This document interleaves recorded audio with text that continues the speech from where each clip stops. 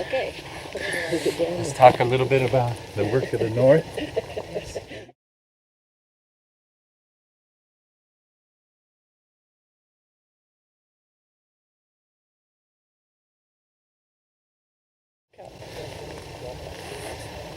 So when we worked with the Caro in that despacho, we got the ultima sile, the rights of the wisdom keepers. And there's a saying, and my teachers say that information that Westerners are so used to. Actually, it was Alberto's teacher, Don Antonio Morales, one of the Caro, who told him, you have your PhD, but you're just full of information, you have no knowledge. He goes, what do you mean? I've done the clinical work, I've traveled, I've studied, I did the... He goes, no, you have no knowledge. He goes, information is knowing that water is H2O, whereas knowledge is being able to make it rain. What do you do with it, right? And filling your head with facts, so what? How is it applied? How do you... And then wisdom, I added wisdom is knowing whether or not to make it rain in the first place. Because maybe it's better right now that there's a drought here, because if you make it rain here, it might ruin something over there. So wisdom is sort of sometimes just sitting with what is and not trying to, with your brain, figure out what would be better. So the wisdom keeper, it's like the work that we do in the North, in our training, is to shed all that we identify with. I'm a shaman, I'm a husband, I'm a wife, I'm a friend, I'm this, I'm that, I've studied, I'm a PhD, I'm not a jerk, I'm not this, I'm not that. All that we put in a big circle, and we put sticks that represent each of those identities and disidentities. And including our teachers. I'm a student of, I learned from, etc. Because that's all just information. And then we burn it. We take the whole thing and burn it. So we come back to that concept of no mind, mushin, in the sort of Taoist traditions, the empty, the mind of the, when the cup is full, you can't fill it anymore, so you have to empty your cup to gain more wisdom. And this area, I believe, is where the monks, if you will, of the Inca time, the wisdom keepers, would sit and circle. There's these amazing circles you can't see from here, but they're like patterns, and they would sit and they would bring in the wisdom from the stars, and then it would spread out to the whole, maybe telepathically, or they had tunnels where they would run and spread information and wisdom across the land.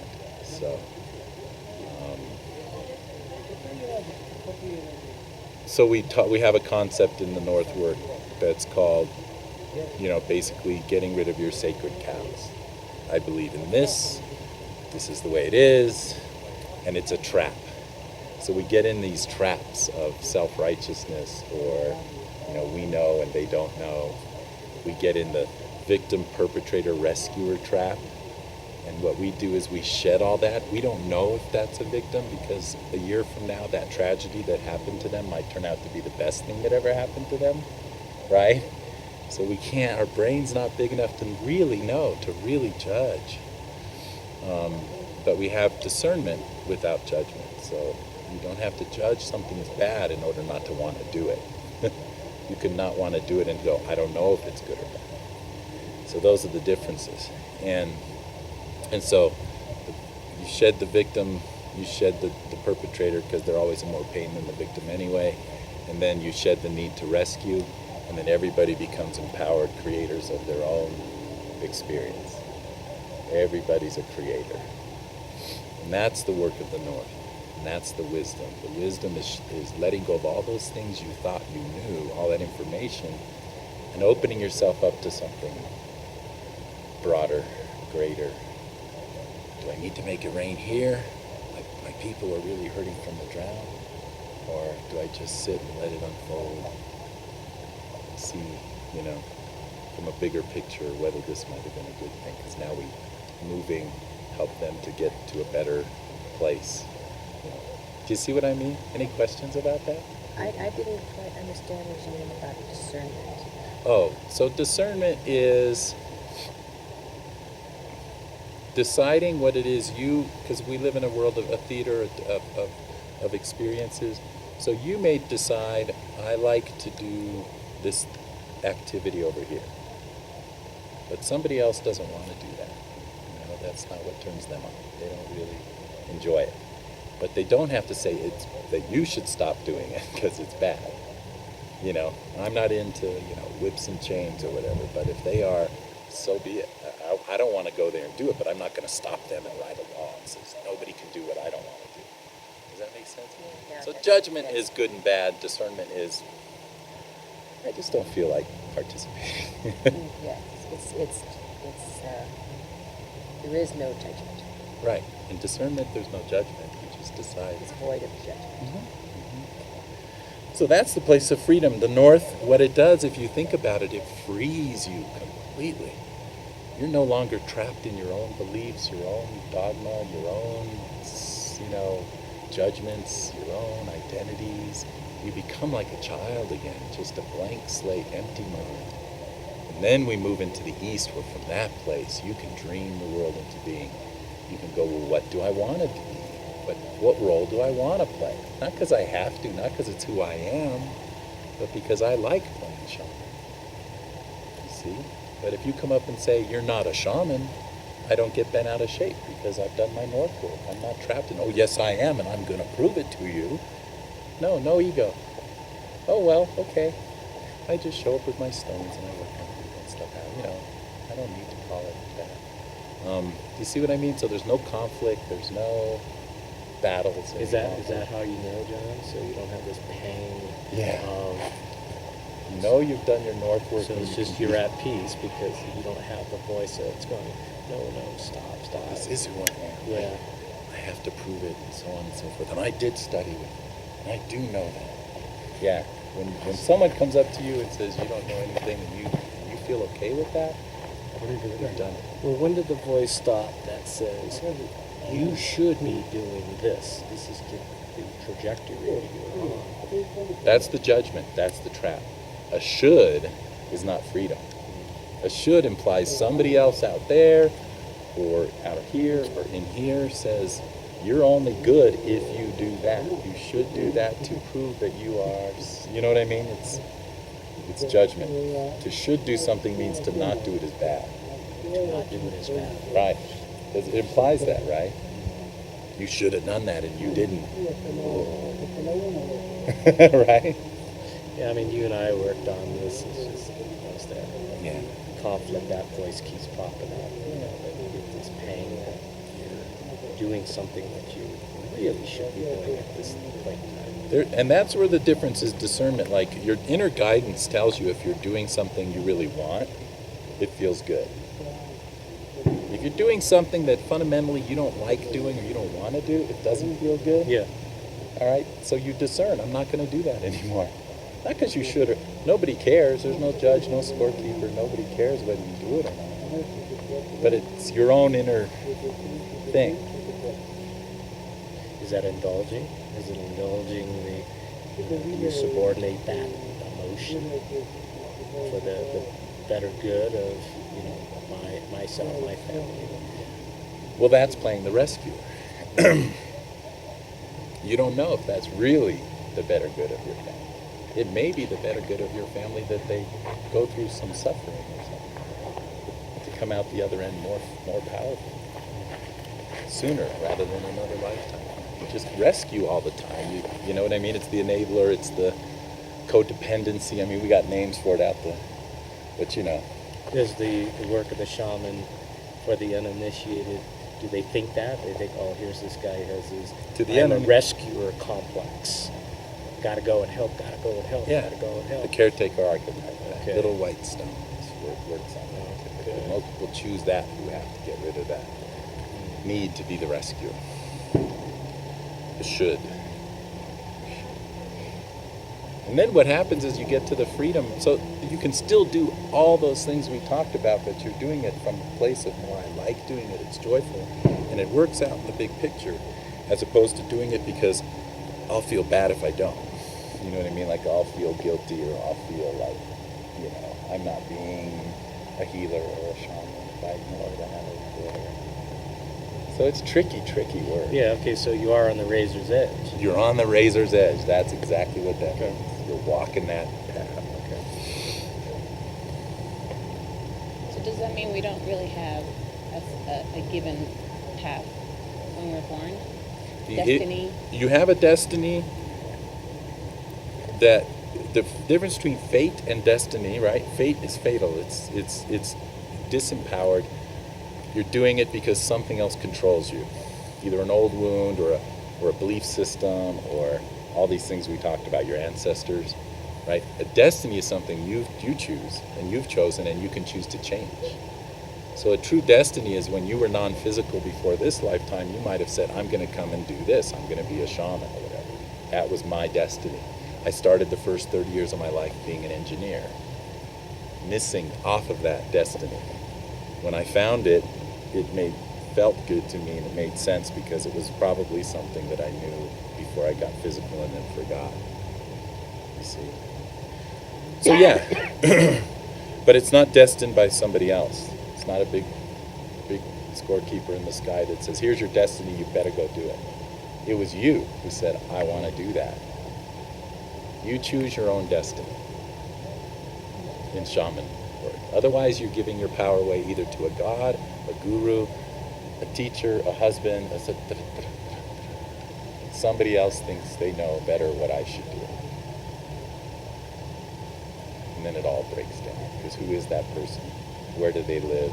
And how do they pay attention to 7 billion? You know what I mean? So that's the shaman. That's how we get, and it's precarious. It's dangerous. It's a path fraught with danger and opportunity.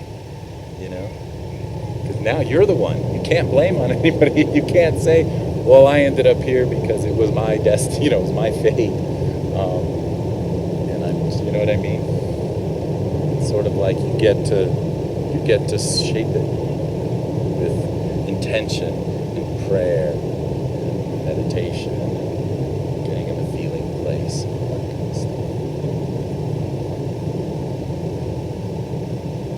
But all those spiritual practices are the work of the North. Shedding the ego, finding your higher self, your greater self, these are all ways of doing what we just talked about. The shaman do it by making that circle and burning and burying everything. Done. Quicker, more elegant, easier than searching to us.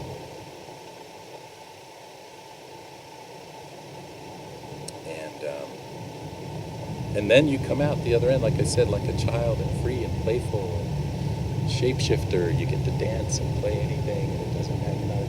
You're enigmatic. You're invisible. There's the 3 concepts of the North worker: invisibility, meaning if you're opaque, that's the only time people can project on you. So I am a Buddhist, and people go, well, we saw you doing something Buddhists don't do, so you get attacked. If you go, I don't know, maybe today I'm a Buddhist, maybe tomorrow I'm not. They go, well, then we don't know how to attack you. You're like glass. You're so seen, you're invisible. You can't project on glass. You're enigmatic. You're fluid. You don't stick to one thing, but this is who I am. And then you can be attacked when you fall from that. To be projected upon. So we practice invisibility in order to avoid the energies of projection. I do that. I know, you do that well.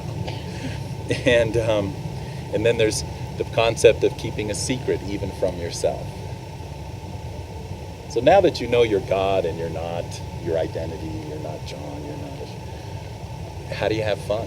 You can't just sit there all day long and go, look at me, I'm God. And you are God. And we are... we could sit there for a week and we get bored, right? By being God. Yeah, like, okay, so we're just God. There's no drama. God now. There's no play, there's no contrast, there's no pleasure and pain, so it would be the void, it'd be over. Instead, what we do is we go, never mind that, I'm John, and you're you, and we're gonna duke it out, and that's theater. You do it when you go to the movies. When you go to a movie and you pay $10, you know darn well it's fake, it's Brad Pitt, it's a director, it's not really happening, but you keep it a secret from yourself. You don't sit in your chair and go, that's fake. Don't laugh, everybody. It's bullshit. You could. That's absurd, right? You go, oh, you cry, you laugh, you get in suspense, because you paid your money to do it. That's what we did when we came here. We kept it a secret that we're all so that we could enjoy the drama. And if it gets bad enough and you're in the middle of the movie and Brad Pitt gets killed and before you slice your wrist because you're so upset, you go, oh, it's just a movie. It's cool. We'll be out in a moment. Well, you can do that here. So you have it a secret from yourself, but when you need it, like all the spiritual teachings say, just remember, you're the one, you're God, you're all one. That's not your enemy, you're not attacking it. So before you kill yourself or kill them, you go, oh wait, intermission. I don't want the movie to go this way. Let's remember we're one, and then reset the script. That's the path of the master. That's mastery. But most of the time, you're keeping it a secret from yourself, so you enjoy it. You don't want to spend all day going, I'm God, you're God. You know what I mean? Bliss and bliss. No, that gets old. And I understand if you've had a very difficult life, if the script has been horrible for 30 years and somebody teaches you a meditation technique that allows you to transcend it, it's like, oh, I needed that, right? Oh, God. You may want to spend a year in that state because it's like, I need this time. Fine. But the other end of it is to then run back into the world and play once you've achieved that rest. Same thing as killing yourself. It just does the same thing. It just gives you a break. Except that's problematic because you have to come back and get born again and spend another 18 years struggling. Yeah. Why do that? Not build up what you've already done. But taking breaks like that through meditation is fantastic.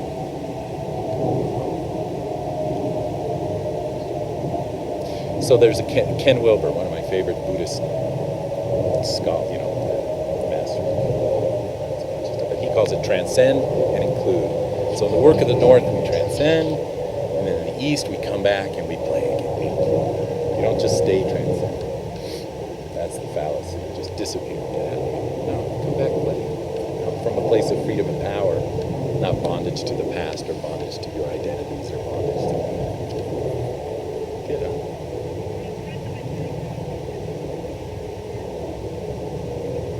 So let's take a moment and just see if we can become nothing. Let's practice. Let's see if in this moment we can achieve what takes 40 years of meditation on a mountaintop. And find the you that is not you. Tap into the energy of this place to transcend to that broader, Akashic, whole you. And let go of all that you are. Try that? Yes. Okay, let's just do that.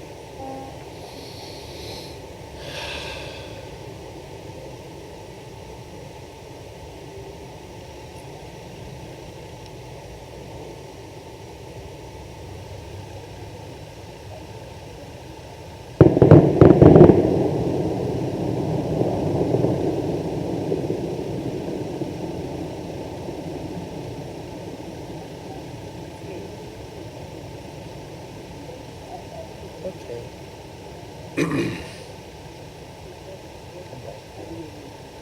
Notice anything remarkable? Yeah, I heard some explosion, like fucking amazing.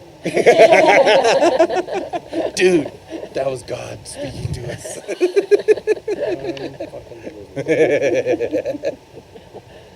Do you hear me, Ken? Don't listen to this guy. I hear you. I'm gonna strike you down. Get back to church. This guy's bad news. Gone. One thing I know, I'll share what I know, is all of a sudden I became the dog barking and the breeze and The fly, just sort did of you hear the dissolved fly? Yeah, I felt into the same. everything. Yeah, there's a saying in the Native American. They usually speak, when they speak, they would say like, hey, have you been over to that mountain in me? And did you see that tree in me? Do you hear the bird in me? They always add in me so that they have this constant unity consciousness, this constant notion of, I'm not this. I'm all. We're all. Right. Kind of cool. Yeah. When you let go of all that you are, you identify with, you're sort of free to be anything.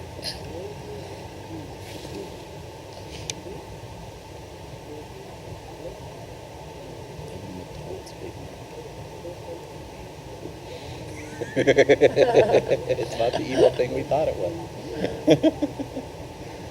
Oh.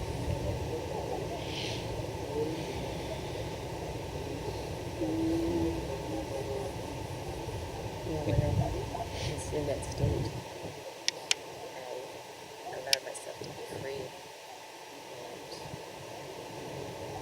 And I could see myself as that little girl, that glorious, that quiet, peaceful, calm, at ease. Just peace and joy in the heart, moving smoothly with freedom. Nothing holding me back. I'm just enjoying nature around me.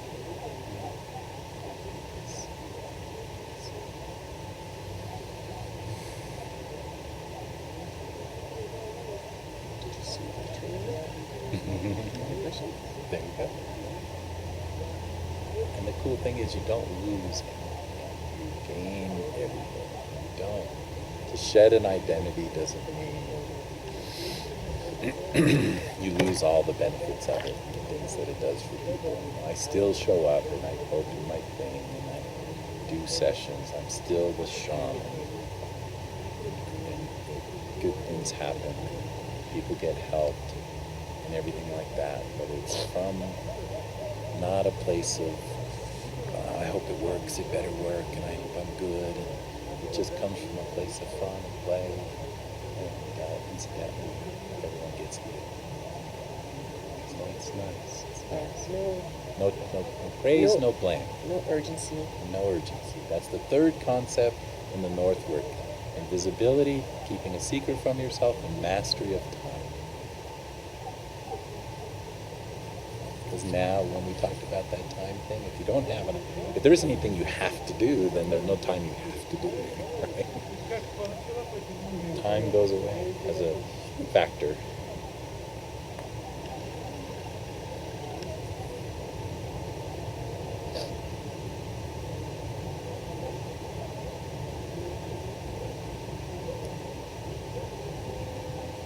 You mean it's in the art of doing nothing? Mm-hmm. Yeah. And then I was watching TV last night and they had a Bruce Lee special on it. It was like, he was really wise. He really knew stuff, right? Mm-hmm. And there's a lot that can be done doing nothing. I mean, it's that's the thing. That's where you don't lose anything. It's not that you have to force yourself to do nothing. It's that you do it with an empty mind. You could do his martial arts all day long, amazing feats. But at no moment is he restricted by, I'm doing it.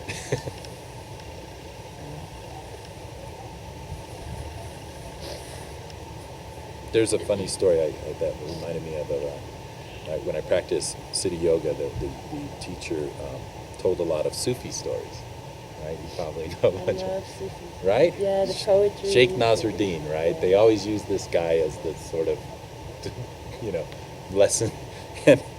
And one day he lost his gold coin, and he's frantically looking all over the place for it. And he's desperate. He finally gets on his knees and says, God, I will devote my whole life to service and to you. If you just please find my gold coin. Please, I will give up everything. I will, all that. And then he opens his eyes and the gold coin's sitting right there, and he picks it. He goes, never mind, God, I found it.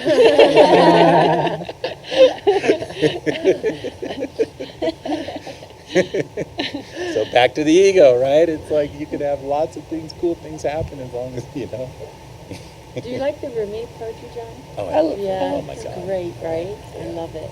It's the best. So, okay, that's all I wanted to share. Thank you for participating. When we go to Arequipa and Coca Canyon tomorrow, we will go as not to who we thought, We That's go the as east. the empty. We go. We Yeah. go to the east. Then we go to the east. So we go to play. Okay. Now that we're children and free and in our power, we go to soar with the condors and say, what do we, what do we want to do? What do we want to dream into being? The kurakakuya, the next rites.